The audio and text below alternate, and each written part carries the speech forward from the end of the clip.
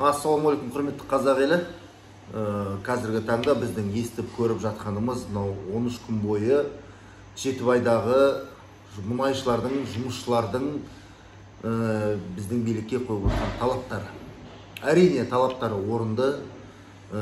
Біз демократиялық мемлекет боламыз десек, біз әрбір азаматтың талабын тыңдай білуіміз керек.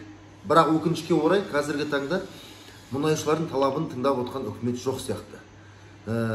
Қазіргі таңда мұнайшылардың айтуы бойынша ол кісілердің барлығы Астанаға барып, өзіміздің талабымызды біз Астанада қоямыз деп отыр. Өткенде біздің жергілікті жерімізде, Жетібайдың өзінде бізге ешкім құлақ асқан жоқ, бізді ешкім тыңдаған жоқ, ешқандай мемлекеттің тарапынан бізге келіп сөз болған жоқ деп айтып отыр, мұнайшылардың сөзіне қарағанда.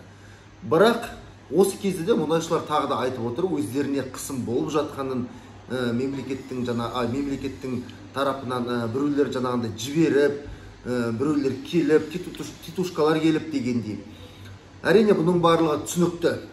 Бірақ ең бастысы, мен үкіметке айтарым, менің де бұл үкіметке қояр талабым, әрбір Қазақстан Республикасы азаматы өзінің ойын айтуға, өзінің заңды түрде талабын қоюға құқылы.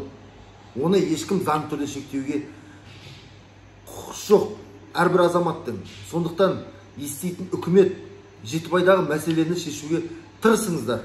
Жетібайдағы мәселені міндетті түрде шешу керек деп ойлаймын, өз басым. Далада жатқан қазақ елі жоқ. Әрбір қазақтың сұрауы бар, әрбір қазақтың отбасы бар.